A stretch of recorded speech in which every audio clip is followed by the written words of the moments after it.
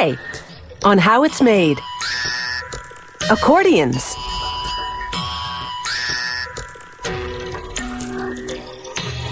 Pineapples.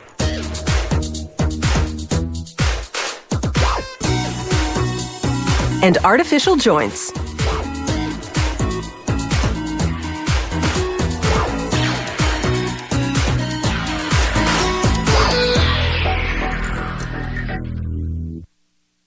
The distinctive sound of the accordion appears in almost every kind of music. The piano-style keyboard on the right-hand side produces the melody, while the buttons on the left produce the chord accompaniment. In between are bellows that force air through reeds, producing that unmistakable accordion sound.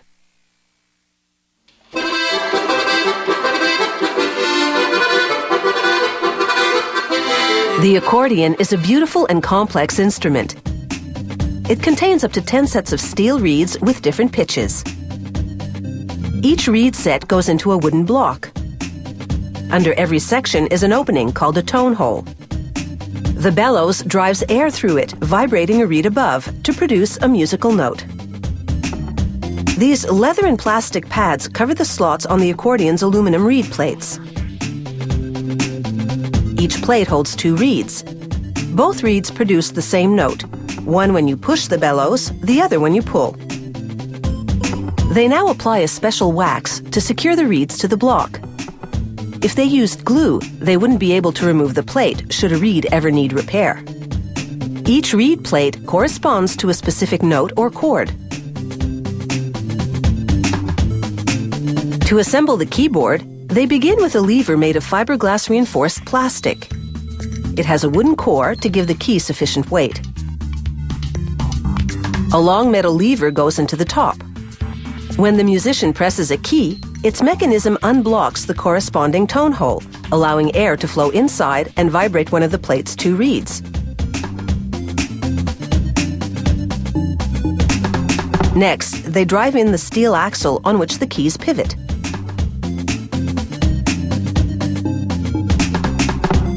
Then they apply suction to a keyboard-sized tray. In it, they line up the plastic key tops. In top-of-the-line models, the white key tops are made of celluloid.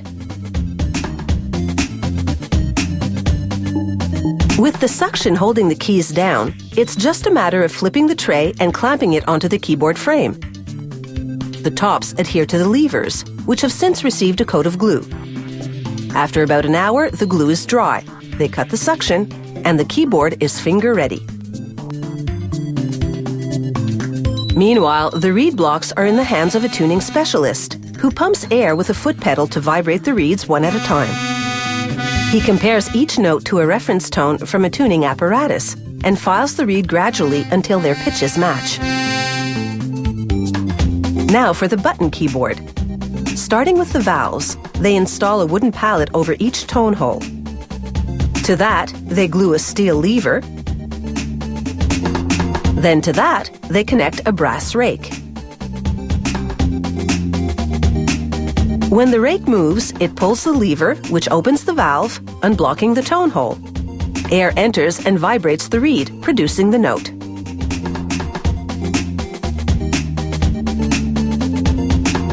Each keyboard button opens 3 valves. That's why pushing one button produces a 3-note chord. With the complex connections between buttons and reeds complete, the reed blocks go into a celluloid on plywood housing. It'll attach to the bellows, made of strong pleated cardboard, reinforced with leather and metal corner protectors.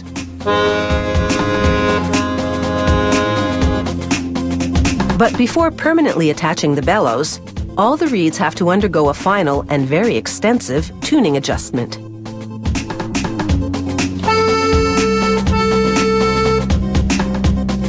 An accordion can have up to 600 reeds, so this meticulous reed-by-reed tuning can take up to 16 hours.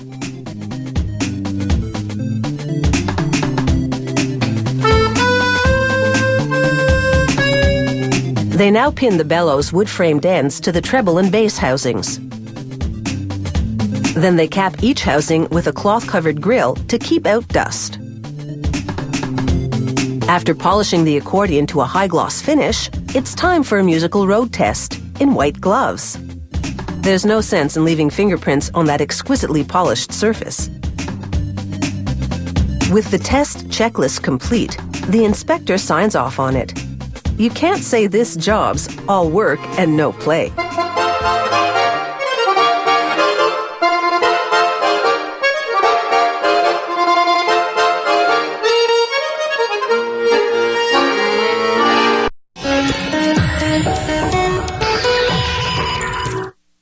The pineapple is native to South America, but colonization spread it to other tropical areas. The Latin name for pineapple is anana, which comes from nana, what the natives called the plant.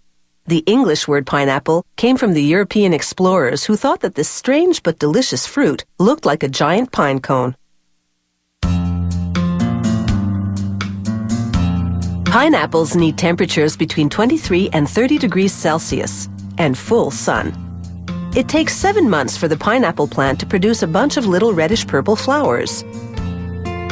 At this first bloom, farmers spray the plant with ethylene, a natural gas that stimulates full flowering. As that happens, the stem of the flower bunch gradually thickens and becomes bulbous. This is the pineapple. 5 months after first bloom, a year since the last harvest, a fresh crop of pineapples is ripe for the picking. But not before the farm has tested samples to make sure the sweetness level is just right.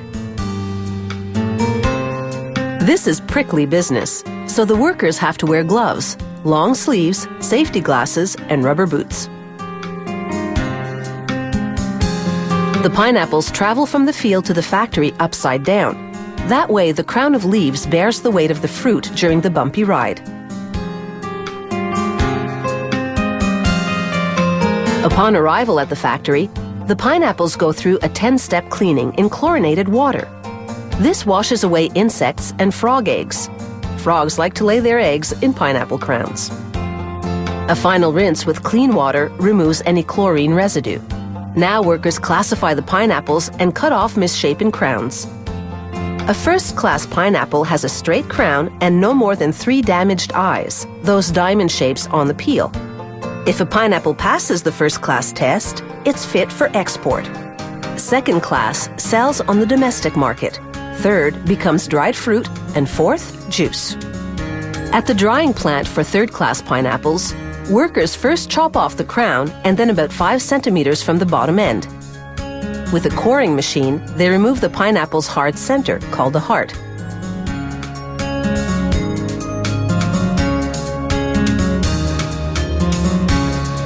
Knife-wielding employees work their magic, each peeling 5 to 7 pineapples per minute. The coarse skin dulls the blades quickly, so they have to keep sharpening their knives about every half hour.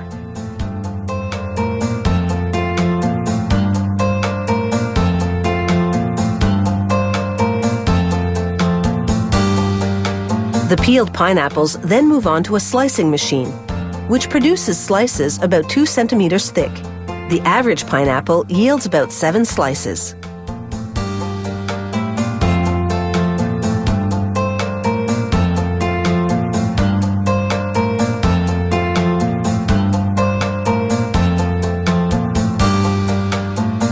Workers place the slices on large trays, load the trays on large racks, then roll the racks into a gas oven. The slices bake for 24 hours between 64 and 66 degrees Celsius. This dries them almost completely.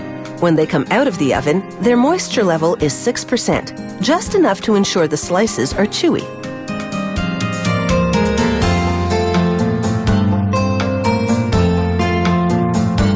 From the oven to packaging. These preservative-free dried pineapple slices stay fresh in the package for 18 months.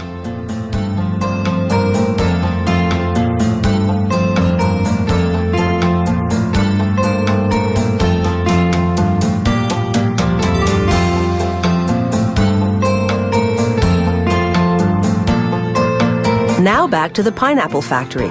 where the first-class fruits pass under a shower of hot wax. Fans cool and harden the wax into a coating that creates an air barrier.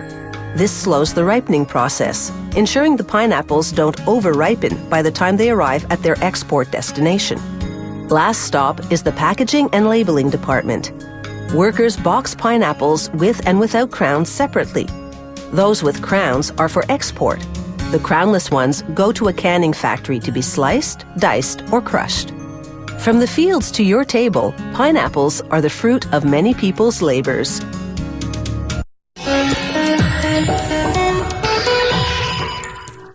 Artificial body parts used to be the stuff of science fiction. Nowadays, artificial joints at least are routine.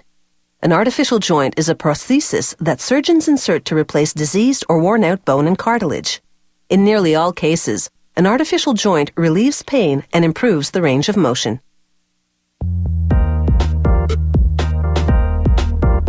From your knees and hips to your wrists, elbows, and shoulders, if your joints go, you can replace them. An artificial joint has both metal and plastic components. The metal acts as bone, the plastic as cartilage. This factory makes the metal parts 3 ways. It either casts them, forges them, or machines them. Casting is the most complex method. The first step is to pressure inject melted wax into an aluminum mold. This makes a pattern, a wax replica of the metal part. Now they build the mold for casting the part in metal. Workers fuse a group of patterns with hot wax to a holder, also made of wax. The patterns will shape the cavity in the molds.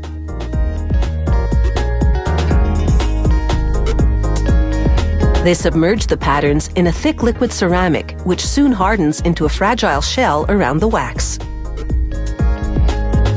Then they sprinkle the shell with a mixture of 2 minerals, silica sand and zircon, to build up a strengthening crust.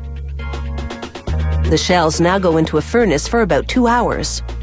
The intense heat hardens them and incinerates the wax inside, leaving a cavity in the pattern shape. The shells are now molds, strong enough to withstand molten metal. That metal is cobalt chrome. In this crucible, the chrome liquefies in about 10 minutes. They remove the molds from the furnace and lock them to the top of another one above the crucible. Then they flip it over. The molten metal flows from the crucible into the molds. It solidifies within 2 minutes. Then they transfer the hot molds to a cooling bin. Cold air flows around them for about 2 hours until they're finally cool enough to handle.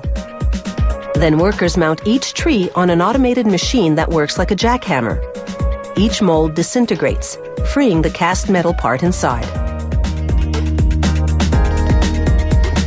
They use a saw to separate the parts from the tree.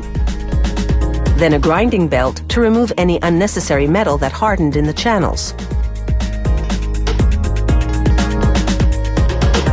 Next, they laser engrave a unique serial number on each part for tracking purposes. Every part undergoes a thorough inspection. They dust the part with fluorescent powder, then rinse it off. Powder residue settles in any flaw and glows under ultraviolet light. After inspection, they buff every part until the metal's so shiny you can see a reflection.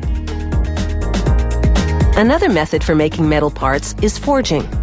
They use a titanium alloy, which is more flexible than cobalt chrome, making it better suited for hip joints in particular. They clean the metal, then heat it in a 1200-degree furnace. This 600-ton press forms one piece at a time into a preliminary shape. Then they move it to the next die and stamp twice to refine and then finalize the shape. The last stamping on the third die trims off excess metal and adds detail. The forged part now goes into a sandblasting chamber, which cleans the metal and gives the surface a matte finish. Here's what the part looks like before sandblasting and after. Now a computer-guided milling machine smooths away the rough edge that trimming the excess metal left behind. This removes all but the last bit, so they get rid of that with a sanding belt.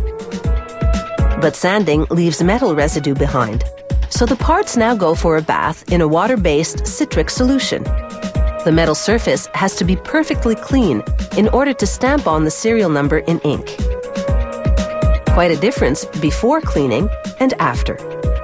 Each and every metal part, whether forged or cast, goes to the quality control department.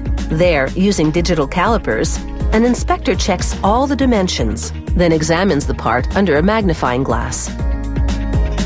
So far, we've seen two of the ways they make the metal parts of an artificial joint: casting and forging. The third method is coming right up.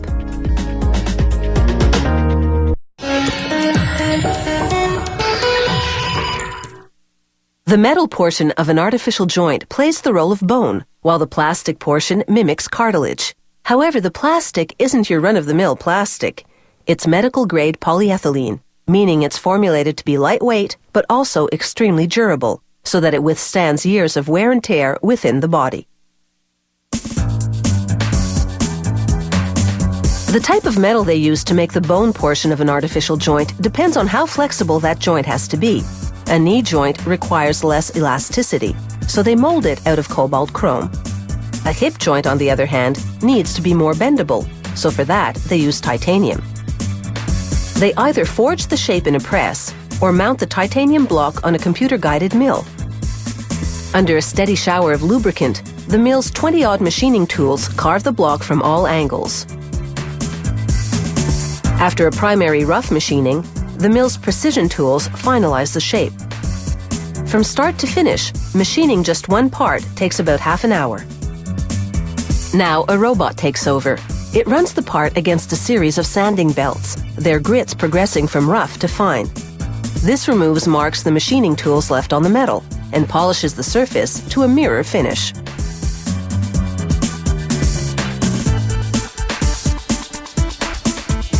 The robot can't reach the edges, so a worker sands them manually and verifies the dimensions.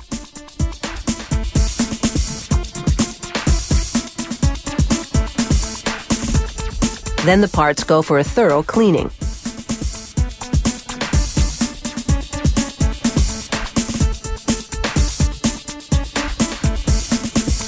The factory puts random samples through wear testing. The machines simulate joint movement, complete with fake joint fluid. The factory sprays some parts with titanium powder to help bone tissue cling to them. This machine, called an optical comparator, projects an image of the part's coated outline against a technically perfect template. The technician makes sure the part and the template match. To become an artificial joint, the metal bone now needs its plastic cartilage. That requires polyethylene powder. A technician weighs out a specific amount, puts it in the outer sleeve of a mold, then inserts the mold's inner piece. The technician loads the mold into a press that applies both pressure and heat, 190 degrees Celsius.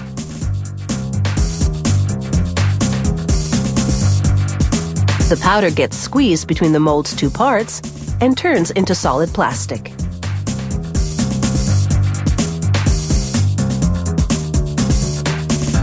Using various instruments, they measure the molded part to ensure all its dimensions are exact. Now a computer-guided machining tool carves the grooves into which the metal part will slot. These details are far too intricate for a mold to shape.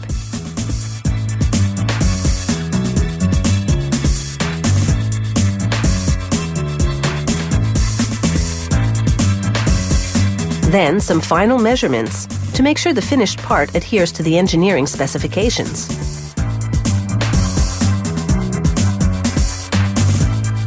Random samples undergo fatigue testing, equivalent to 10 years of wear. Some plastic parts are just too complex to be molded outright, so instead, the factory molds a block of plastic, then machines it. The block spins on a lathe as various computer-guided tools shape it. Samples of these also undergo wear testing. After a specific number of movements over a specific time period, technicians remove the parts and weigh them. By comparing to the starting weight, they can calculate how much plastic has worn off. The packaging room is what they call a clean room, meaning the air runs through a filter system to keep out dust and dirt. Workers pack the artificial joints against foam to protect the metal surface because even the tiniest scratch can cause premature wear. After heat sealing the packages, the factory ships them off to a sterilization plant. There, powerful gamma rays penetrate right through the packaging and kill off any bacteria that might be lurking inside. Make no bones about it, these joints may be artificial, but the movement they restore is as real as it gets.